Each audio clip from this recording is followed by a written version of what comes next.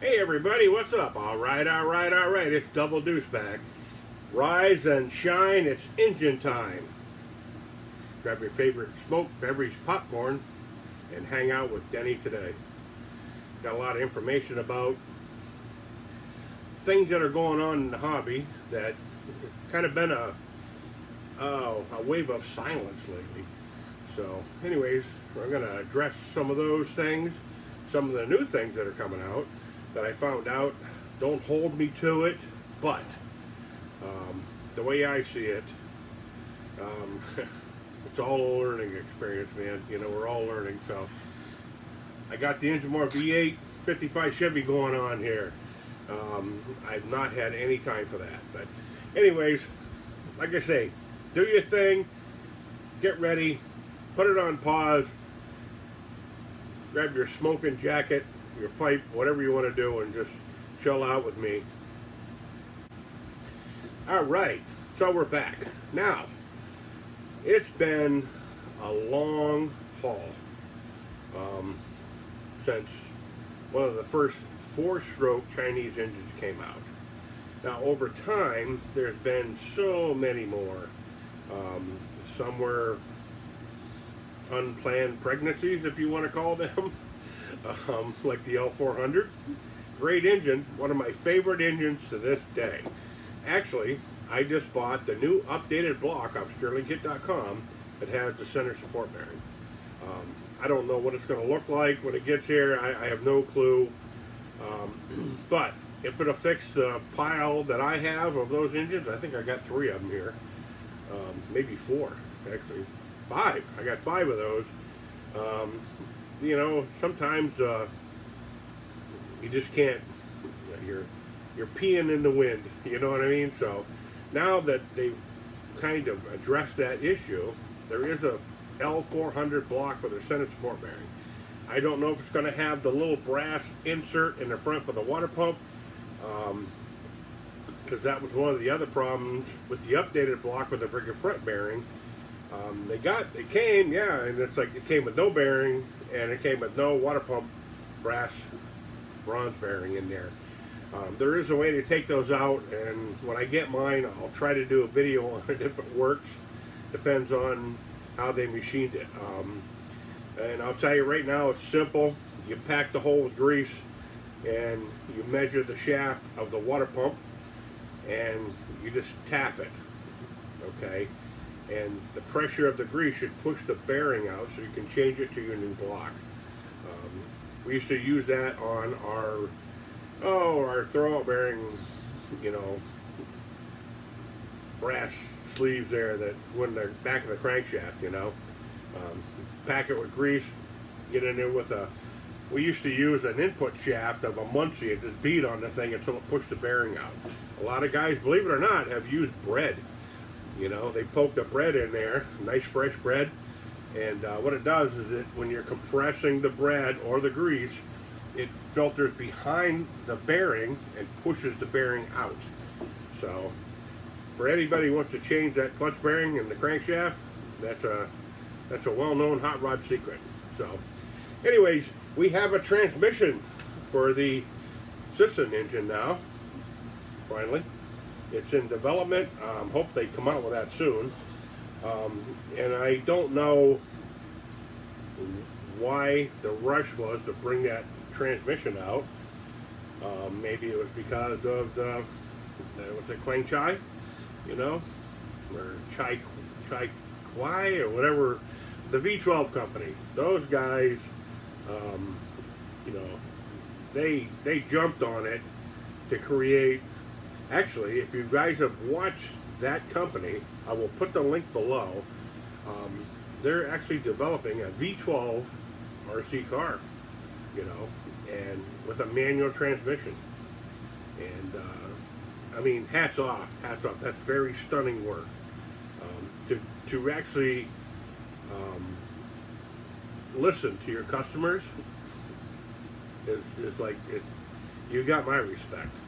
Now, so enough of that. Actually, my engine's on the way back. I had some trouble sending that back because a lot of stuff gets damaged when it's coming back to China. And it's very, very, very expensive for us to ship something back. So, just for, reference, they wanted $521 for me to send the V12 back to get upgraded with the ignition system.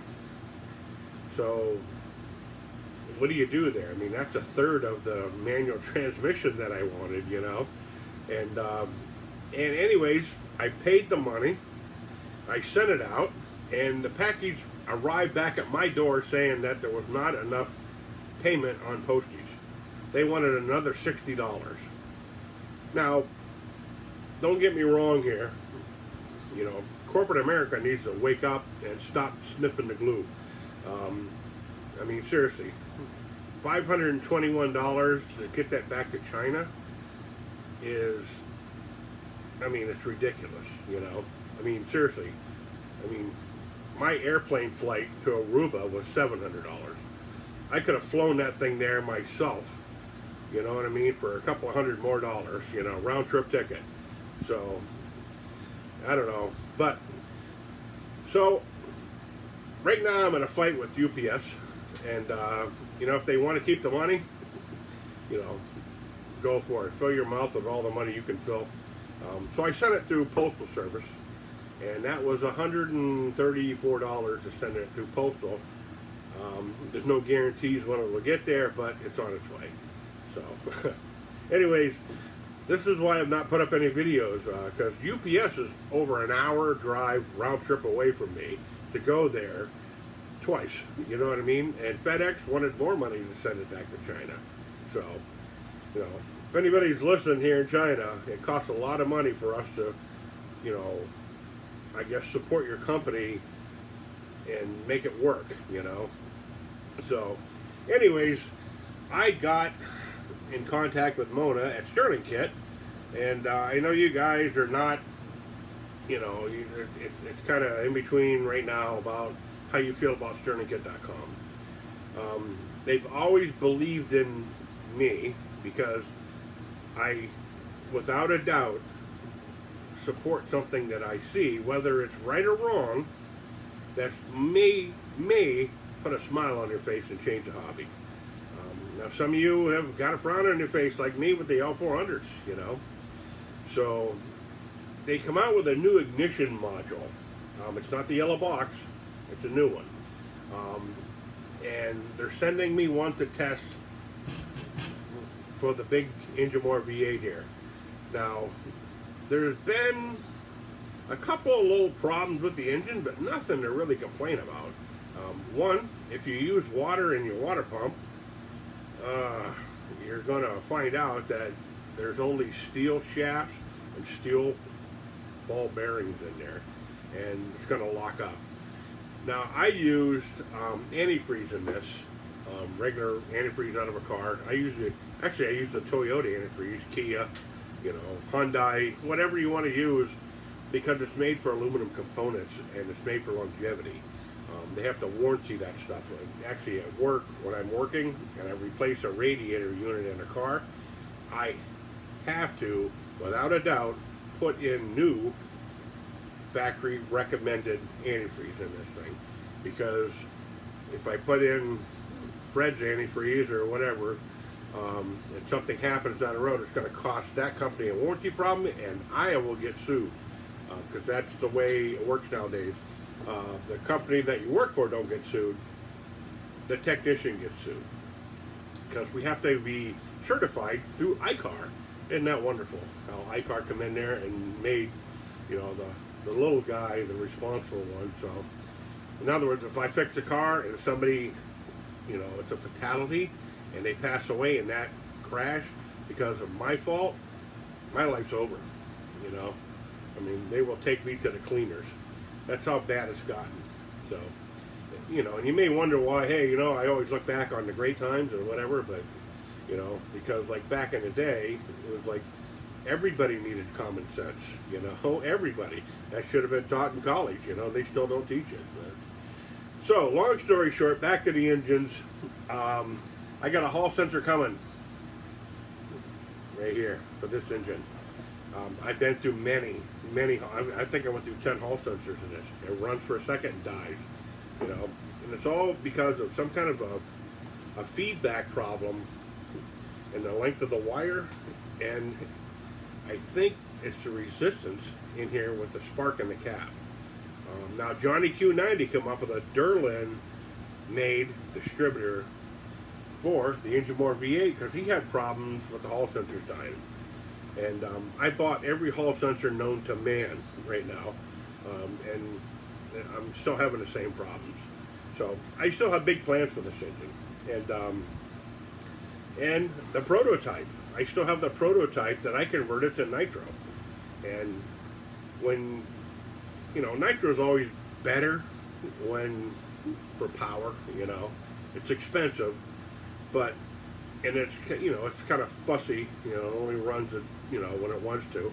But I was really impressed with the power of the nitro converted engine here. And I would do it to this one, but it has the small spark plugs in here, by the way.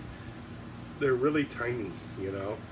They're not the glow plug size. Actually, I had to ream this head out here and make the glow plugs fit this head to bring this prototype engine that was designed.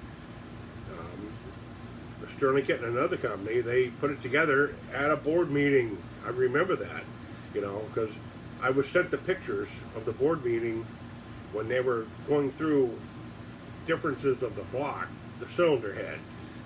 they were looking for future problems right there at Sterling Kit to make sure that everything went okay. And unfortunately, when we had our little falling out that time, the company they hired, they actually put this in their blog, didn't drill the return holes here. So when I got my other block here, this one here, the original one, there was no return holes in the block. And they caught that problem, and the first thing they did was make it right. So, you know, before you throw them under the bus and, you know, and tell them, you know, that their engines are no good, always remember that, you know, they only know what we tell them. So, and it may take some time for them to react, you know, because they got a lot of things going on there. Because they're one of the only corporations that I've known of, other than Chen Kuai, that actually listen to their customers. I mean, everybody else, they're just out, you know, for the kill. And this company's there in the long run for all of us. So long after I'm gone, I guarantee you this company's going to come up with some cool stuff. So, but anyways, I was going through a bunch of stuff today. You know, I'm trying to keep this video short, guys. And I'm not going to put it in this video. I'm going to make a separate video because for some reason my RC car videos do great, but when it comes to like muscle car history, you know, like my convertible out there is one of one ever owned by General Motors, you know. That was the biggest dud video I ever put up in my life. I even put a video of it doing a burnout. And, you know, this is what engines are all about. You know, it's about the feeling. It's about the thrust, the torque, the dinosaur torque that puts you in the back seat. You know what I mean? While you're trying to hang on to the steering wheel. And I want that to be part of the RC world too. You know, like I want, you know, I already in my head know that sometimes you if you have an oil sump, it's got to be at the back, because one day all these engines are going to evolve to where they're going to be, I mean, some super quick second quarter-mile engines, and there's already other companies out there making them. One thing I do want to touch on, there's been many comments on maybe, you know, we can put up a dyno, you know, or we can make a dyno for these, you know. And yes, I know this is like seriously the caveman times of this stuff. You know, in my head right off the bat, I can figure out a way to make a dyno for torque, but not horsepower. Horsepower, you could do the math of the cylinders and the stroke and come up with a a guesstimate on the horsepower, but it depends on how the rings are sealing, if the valves are sealing tight, what the duration and lift of the camshaft is. All this stuff plays into, you know, the final numbers on a dyno. You could take one engine and put 5 different camshafts in that engine, and it may react the same through all of them. I mean, it may not change nothing, you know. Maybe the torque will come up a couple of foot-pounds, you know. Maybe the horsepower will come up or drop a little bit, but it's not going to do nothing on the street. When you make it a smaller version of that, what little it does do is really going to make an improvement for an RC car, you know. I mean, think about it. You know, take the Kyosho Burns, for instance. That was, what was it, a 21 CZR or something like that. I can't remember what the number of the race engine was. It was insanity. It was a, you know, it was a good time to rock that thing. I tell you, like, me and my son wore that car out, and you know, over time, I made it into something different, but the memories will always be there, you know. So, anyways, guys, on my next video, I've got a book. It's called Chevrolet by the Numbers, and I found a briefcase that I've kept forever, and inside that briefcase has more muscle car information than you could probably search for 10 years online. Over time, I always kept everything in a briefcase on paper. You know why? Because I think I'm on my 5th laptop now. Mine just crapped out the other day, and that's one of the other reasons why I haven't put up a video. Because, you know, you got to play the game online, and you got to, you know, they think you're a criminal because your laptop died and it's not the same IP address, and they make you suffer. Okay, so it's actually 2 weeks ago, my laptop, actually 3 weeks ago, my laptop crapped out.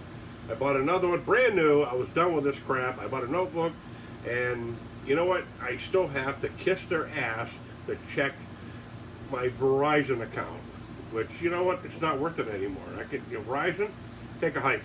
You know what I mean? Like, I mean, it's just ridiculous what you have to go through. When you try to call somebody, there's no answer on the phone. It's all automated. It's, you know, it's like, this is what corporate America is all about. So, anyways, guys, I know this was short on the engines, but I do have more updates as soon as stuff comes in the mail. The book, next video, the suitcase, the next video. So, anyways, like, share, subscribe if you want. Tell your friends. Thanks for hanging out with me today. Love to all, and I will catch you later, man. And put whatever you want down in the comments so they'll read it. Adios.